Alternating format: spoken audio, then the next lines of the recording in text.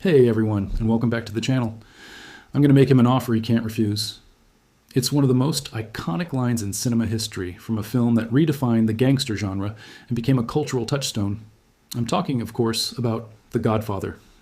Francis Ford Coppola's masterpieces, Part 1 and Part 2, are revered for their brilliant storytelling, unforgettable performances, and masterful direction. But the story behind the camera is just as dramatic and compelling as the one on screen. From casting battles to on-set improvisation and near disasters, the making of these films is a saga in its own right.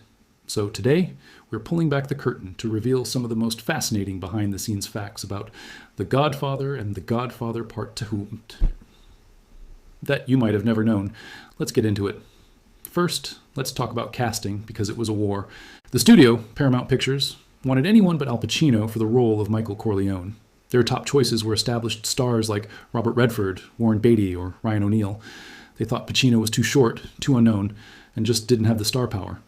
But director Francis Ford Coppola saw something special in Pacino. He saw the quiet intensity and the simmering power needed for Michael's transformation. Coppola fought relentlessly, putting his own job on the line multiple times to keep Pacino in the role. In fact, the studio executives were so unimpressed with Pacino's early work that they planned to fire both him and Coppola during the first week of shooting. It wasn't until they saw the dailies of the Salozzo and McCluskey restaurant scene that they finally realized Coppola's vision and saw the incredible talent they had in Pacino.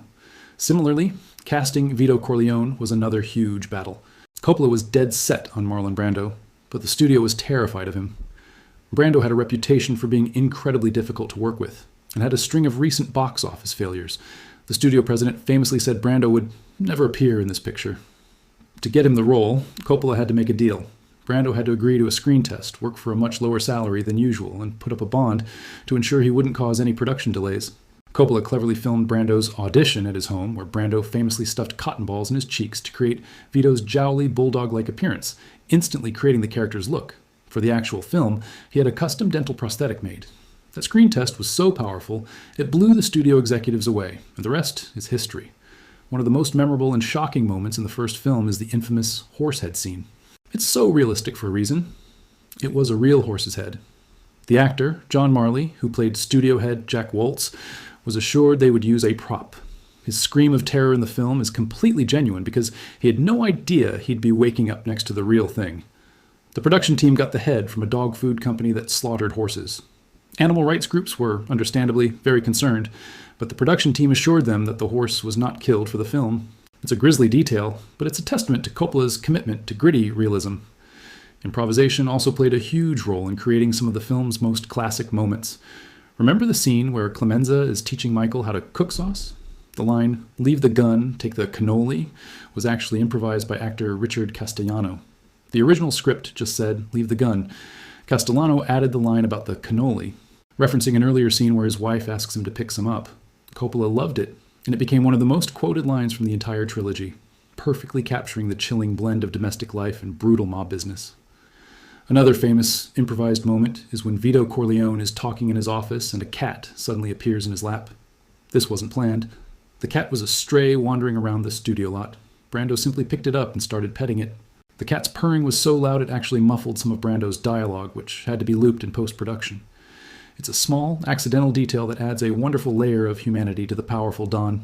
The making of Part 2 Boas Pony de Weiss was a different beast, but just as challenging.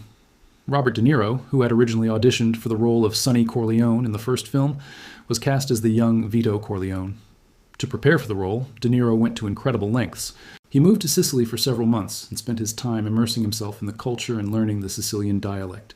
Most of his dialogue in the film is not just Italian, but a specific Sicilian dialect that would have been spoken in Corleone at the turn of the 20th century. His dedication paid off, earning him an Academy Award for Best Supporting Actor. He became one of only 2 actors to win an Oscar for playing the exact same character as another actor, Marlon Brando. The Cuba sequence in Part 2 was also a production nightmare. The original plan was to film in Cuba, but due to the political tensions between the U.S. and Cuba, that was impossible. The production had to recreate 1950s Havanas in Santo Domingo in the Dominican Republic. It was an immense undertaking. Just as production was getting underway, a revolution broke out in the Dominican Republic. The cast and crew were stuck. Hearing gunfire in the distance while trying to film scenes about a revolution Coppola, ever the determined director, pushed through the chaos. He used the tense atmosphere to his advantage, channeling the real-world anxiety into the film's narrative of political collapse. The result is a sequence that feels authentic, tense, and incredibly real, partly because the danger the cast and crew felt was palpable. Finally, a little detail that connects the two films. The orange is a subtle but powerful symbol of death or impending doom throughout the saga. Think about it. Don Corleone is buying oranges right before he gets shot. He's playing with an orange peel right before he dies in the garden. At the big meeting of the five families, oranges are placed on the table. In Part 2 to the spine, Johnny Ola brings Michael an orange as a gift from Hyman Roth, and Finucci picks up an orange right before Vito kills him. It was a motif developed by production designer Dean Tavoularis to add a splash of color to the film's otherwise dark palette, but it evolved into this chilling omen that fans love to spot. It's a brilliant piece of visual storytelling that adds another layer of depth to an already complex world. From near firings and casting wars to real horse heads and on-set revolutions, the creation of Ver, The Godfather, and The Godfather. Part Miku. Holding Tas is a true Hollywood legend. It shows that sometimes the greatest art comes from the greatest struggle. The passion, risk, and sheer talent of everyone involved created not just movies, but timeless masterpieces that continue to captivate audiences decades later. Thanks so much for watching. What's your favorite moment or fact about the Godfather films? Let me know down in the comments. If you enjoyed this video and want more deep dives into cinema history, don't forget to hit that like button and subscribe to the channel so you do not miss our next video. We'll see you in the next one.